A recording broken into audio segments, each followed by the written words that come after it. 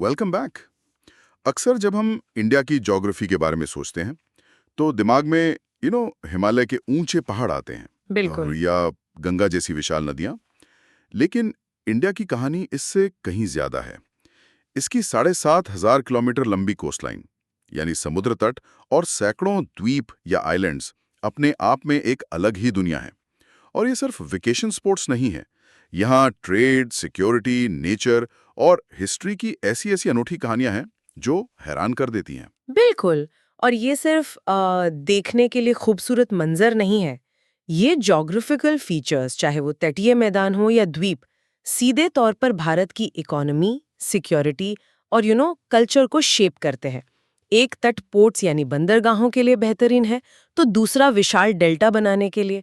इन सब के पीछे ठोस साइंटिफिक रीजन है, कोई कोइंसिडेंस नहीं है। तो आज हमारे पास भारत के इन्हीं तटीय मैदानों और द्वीपों पर कुछ बहुत ही दिलचस्प नोट्स हैं। चलिए इसको अनपैक करते हैं और देखते हैं कि इसमें क्या खास है। हम समझेंगे कि इंडिया के वेस्टर्न और ईस्टर्न कोस्ट्स एक दूसरे से इतने अलग क्यों हैं, थार रेगिस्तान की क्या कहानी है और उन सैकड़ों द्वीपों के पीछे के राज क्या हैं। कुछ ज्वालामुखी से बने हैं तो कुछ छोटे छोटे जीवों की मेहरबानी से। Let's start with the coastal planes.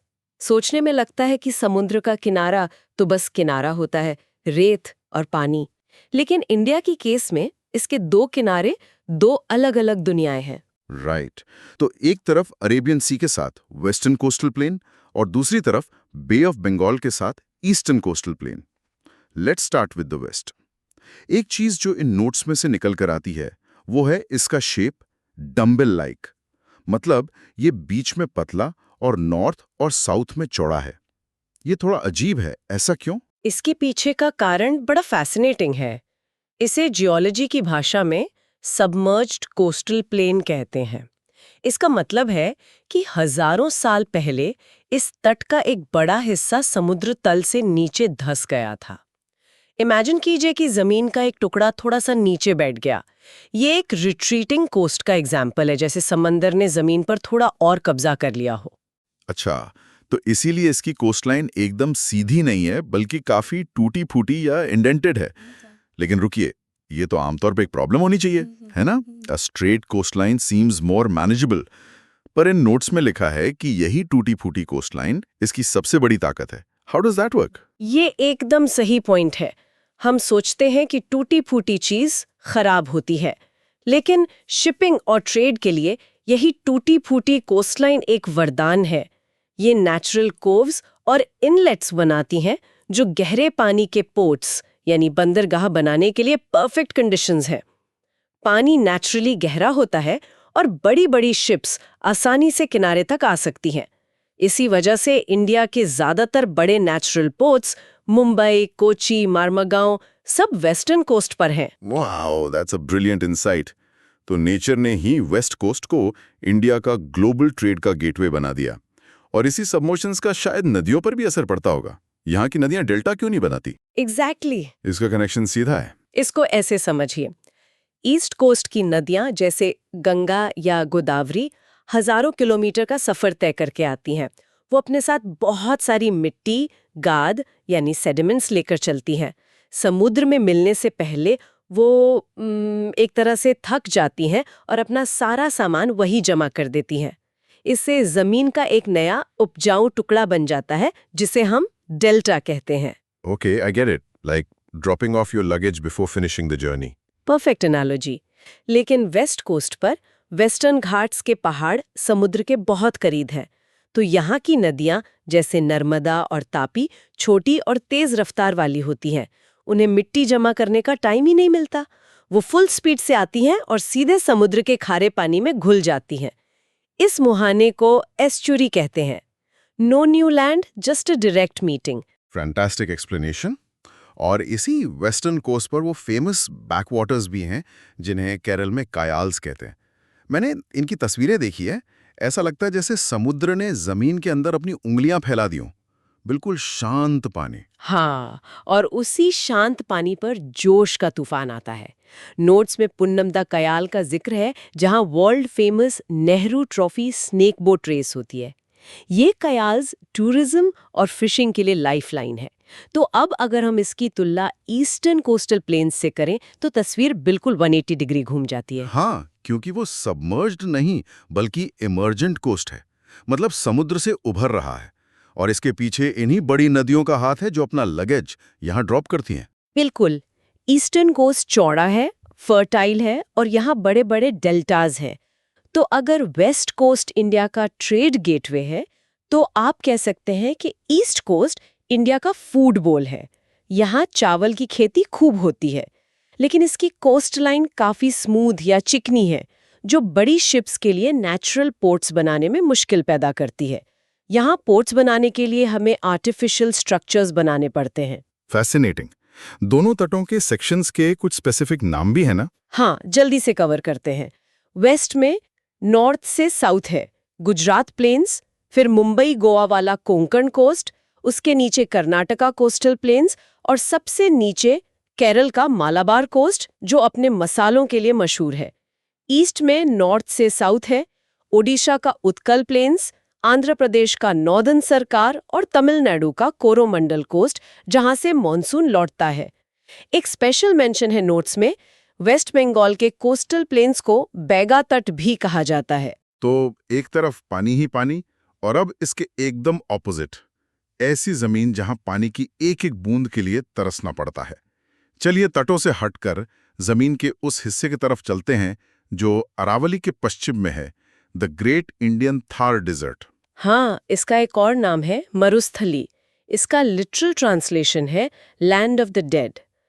ये नाम थोड़ा ड्रामेटिक लग सकता है, लेकिन ये यहाँ के कठोर वातावरण को अच्छी तरह से दर्शाता है। यहाँ साल में 150 mm से भी कम बारिश होती है। कंपेयर कीजिए, मुंबई में एक ही दिन में इससे ज्यादा बारिश हो जाती है। इसीलिए यहाँ की नदियां भी अजीब हैं। नोट्स में एक टर्म है एफेमेरल, इसका क्या मतलब है? एफएमरिल का मतलब है कुछ समय के लिए। यहाँ की ज्यादातर नदियाँ जैसे लूनी सिर्फ बारिश के मौसम में बहती हैं। जैसे ही मॉनसून खत्म, वो रेगिस्तान की रेत में ही कहीं खो जाती हैं, समुद्र तक पहुँचती ही नहीं। तो एक तरफ हमने देखी मरुस्थली, मौत की जमीन जहां पानी की एक बूंद नहीं, और अब आइए चलते हैं उसके एकदम ऑपोजिट, ऐसी जमीन पर जो चारों तरफ से पानी से घिरी है। इंडियाज के आइलैंड्स, दो मेजर ग्रुप्स हैं, बे ऑफ बंगाल में अंडमान एंड निकोबार और अरेबियन सी में लक्षद्वीप। और दोनों की पैदाइश की कहानी बिल्कुल अलग है। Let's start with Lakshadweep. ये कोरल आइलैंड्स है। अब कोरल क्या होता है? ये समुद्र के अंदर रहने वाले लाखों करोड़ों छोटे छोटे जीव होते हैं जिन्हें पॉलिप्स कहते हैं। जब ये मरते हैं तो इनका कैल्शियम कार्बोनेट का स्केलेटन पीछे रह जाता है और इन स्केलेटन्स के ऊपर नए पॉलिप्स अपनी कॉलोनी बना लेते हैं, और ये प्रोसेस लाखों साल तक चलता रहता है जब तक कि इनके स्केलेटन्स का पहाड़ समुद्र के ऊपर ना आ जाए। एग्जैक्टली। तो लक्षद्वीप के 36 द्वीप इंसानों ने नहीं बल्कि इन छोटे छोटे जीवों ने बनाए हैं। It's nature's own construction project. इनमें सबसे बड़ा द्वीप है एंड्रॉड और दूसरा सबसे बड़ा है मिनिकॉय। हाँ, 36 आइलैंड्स, ओके। अब आते हैं अंडमान एंड निकोबार पर। यहाँ आकर नंबर्स अचानक से एक्सप्लोड हो जाते हैं। नोट्स के अनुसार यहाँ कुल 572 द्वीप हैं, 572। Are you serious? लक्षद्वीप में 36 और यहाँ सीधे 572। इनमें से कितने इनहैबिटेड होंगे? मतलब ये तो समुद्र में एक पूरा स्टेट बसा हुआ है। हाँ, ये नंबर हैरान करने वाला है और इनकी उत्पत्ति भी बिल्कुल अलग है। इमेजिन कीजिए, हिमालयस जैसी एक पहाड़ की लाइन म्यांमार से शुरू होती है जिसका नाम है अराकानयोमा। अब सोचिए कि ये पहाड़ों की लाइन आगे बढ़ते बढ़ते समंदर के नीचे चली जाती है और फिर कहीं कहीं उसकी चोटियां पानी से बाहर झांकने लगती हैं। बस वही है अंडमान एंड निकोबार आइलैंड्स। ओह, तो ये असल में समुद्र में डूबने में पहाड़ की चोटियां हैं। This explains everything. इसीलिए ये लक्षद्वीप जैसे फ्लैट नहीं बल्कि ऊंचे नीचे पहाड़ी हैं, और इसीलिए यहाँ वॉल्केनोज भी हैं। You got it. यहाँ भारत का एकमात्र एक्टिव वॉल्केनो बैरन आइलैंड और एक डोरमेंट यानी सोया हुआ ज्वालामुखी नारकोंडम आइलैंड भी मौजूद है। इन 572 द्वीपों में से सबसे बड़ा है मिडिल अंडमान और इसकी कैपिटल है श्रीविजयपुरम, जिसे पहले हम पोर्ट ब्लेयर के नाम से जानते थे। लेकिन ये आइलैंड्स सिर्फ घूमने फिरने और सुंदर फोटोज के लिए नहीं है। यहाँ कुछ ज्यादा ही सीरियस मामला है। इनकी लोकेशन इन्हें स्ट्रैटेजिकली बहुत इंपॉर्टेंट बनाती है। नोट्स में कुछ चैनल्स और पैसेजेस का जिक्र है। Let's unpack this. बिल्कुल। मैप पर ये सिर्फ पानी की पतली लकीरें लगती हैं, लेकिन इनकी अहमियत बहुत ज्यादा है। सबसे इंपॉर्टेंट है 10 डिग्री चैनल। ये छोटी सी line Andaman group of islands को नीचे निकोबार ग्रुप से अलग करती है। इसकी स्ट्रेटेजिक वैल्यू क्या है? सोचिए, दुनिया का 80% से ज्यादा सीबोर्न ट्रेड, खासकर तेल, पास के मलक्का स्ट्रेट से होकर गुजरता है। 10 डिग्री चैनल उस हाईवे का एंट्री एग्जिट पॉइंट है। मतलब इस चैनल पर कंट्रोल का मतलब है ईस्ट एशिया से यूरोप और मिडिल ईस्ट जाने वाले रास्ते पे नजर रखना। ये सिर्फ एक लाइन नहीं है मैप पर, ये इंडिया की स्ट्रेटेजिक आंख है इंडियन ओशन में। एग्जैक्टली। फिर आता है डंकन पैसेज, जो साउथ अंडमान और लिटिल अंडमान के बीच में है। और अगर हम लक्षद्वीप की तरफ लौटें तो वहां भी 2 इंपॉर्टेंट चैनल्स हैं। 8 डिग्री चैनल, जो मिनिकॉय द्वीप को नीचे मालदीव्स देश से अलग करता है, और 9 डिग्री चैनल, जो मिनिकॉय को लक्षद्वीप के बाकी द्वीपों से अलग करता है। ये सब इंटरनेशनल मैरीटाइम रूट्स का हिस्सा है। और इनकी हिस्ट्री भी काफी रिच है। सोर्सेज बताते हैं कि हाल ही में कुछ द्वीपों के नाम बदले गए हैं, जैसे रॉस आइलैंड अब नेताजी सुभाष चंद्र बोस द्वीप है, नील आइलैंड शलीद द्वीप बन गया है, और सबसे फेमस हेवलॉक आइलैंड अब स्वराज द्वीप है। हाँ, ये एक तरह से इनके ऐतिहासिक महत्व और स्वतंत्रता संग्राम से जुड़े कनेक्शंस को सम्मानित करने का प्रयास है। मोदी ने अंडमान और निकोबार के 21 अनजान द्वीपों का नामकरण परमवीर चक्र पीवीसी विजेताओं के नाम पर किया। I think this is a fantastic tribute. In heroes को मैप पर हमेशा के लिए अमर कर दिया गया। सही में। अब इनकी कुछ और जियोग्राफिकल डिटेल्स पे नजर डालें। अंडमान द्वीप समूह की सबसे ऊंची चोटी है सैडल पीक, और निकोबार समूह की सबसे ऊंची चोटी है माउंट थुलियर। और हाँ, इंडिया का सबसे दक्षिणी बिंदु, आमतौर पे लोग कन्याकुमारी सोचते हैं, लेकिन मेनलैंड के बाहर सबसे साउदर्न मोस्ट पॉइंट है इंदिरा पॉइंट, और ये ग्रेट निकोबार द्वीप पर स्थित है। इंटरेस्टिंग। इन बड़े ग्रुप्स के अलावा कुछ द्वीप ऐसे हैं जो अकेले ही इंडिया की कहानी बताते हैं। They are like mini superstars. हर एक की अपनी यूनिक आइडेंटिटी है। एकदम सही। इन्हें हम थीमेटिकली देख सकते हैं। सबसे पहले साइंस और टेक्नोलॉजी के द्वीप। ओडिशा तट के पास है एपीजे अब्दुल कलाम द्वीप, जिसे पहले व्हीलर द्वीप कहते थे। यहाँ से इंडिया अपनी मिसाइल्स टेस्ट करता है।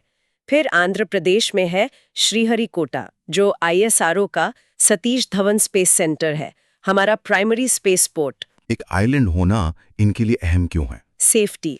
अगर कोई लॉन्च फेल हो तो मलबा समुद्र में गिरेगा, आबादी पर नहीं।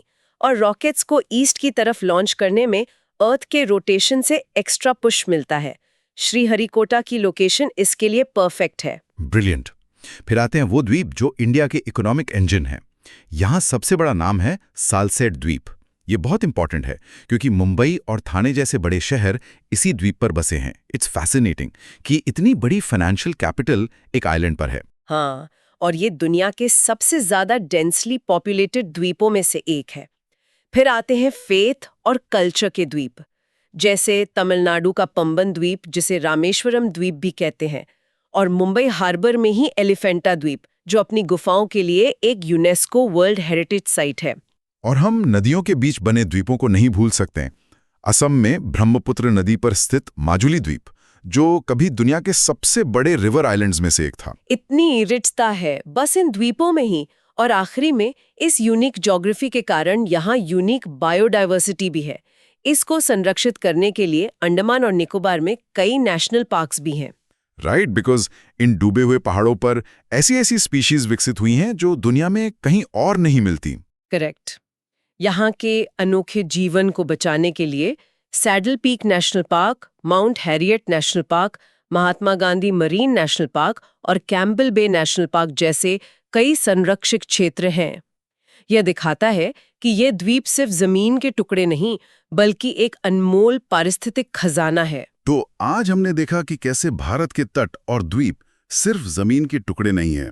एक तरफ है डूबा हुआ टूटा फूटा वेस्टर्न कोस्ट, जो पोर्ट्स और ट्रेड को जन्म देता है, तो दूसरी तरफ है नदियों से बना उभरता हुआ उपजाऊ ईस्टर्न कोस्ट, जो हमारा फुटबॉल है। और फिर ये द्वीप हैं, कुछ छोटे जीवों से बने, कुछ समुद्र से निकले पहाड़ों से, और सभी इतिहास, रणनीति और साइंस से भरे हुए हैं। इस पूरी चर्चा से एक बात साफ होती है, ज्योग्राफी स्थिर नहीं है, ये डायनामिक है, ये हमेशा बदलती रहती है। न्यू मूर द्वीप का समुद्र में डूब जाना हमें क्लाइमेट चेंज की चेतावनी देता है। और साल्सेट द्वीप जिस पर मुंबई बसा है, दिखाता है कि कैसे इंसान लैंड रिक्लेमेशन के जरिए ज्योग्राफी को बदल सकता है, अपनी जरूरतों के हिसाब से उसे शेप कर सकता है। बिल्कुल, और द्वीपों का नाम बदलना ये दर्शाता है कि ज्योग्राफी हमारी पहचान और इतिहास से भी कितनी गहराई से जुड़ी है। तो इस सब का मतलब क्या है? इसका मतलब है कि जिन नक्शों को हम स्थिर मानते हैं, वो हमेशा बदलते रहते हैं, प्रकृति के कारण भी और इंसानी दखल के कारण भी। ये एक बहुत ही पावरफुल थॉट है। तो हम अपने लिसनर्स के लिए एक सवाल छोड़ जाते हैं। ये सोचने वाली बात है कि अगले 50 या 100 सालों में ये कोस्ट लाइन और द्वीप कैसे बदलेंगे, प्रकृति के कारण और हमारे कार्यों के कारण।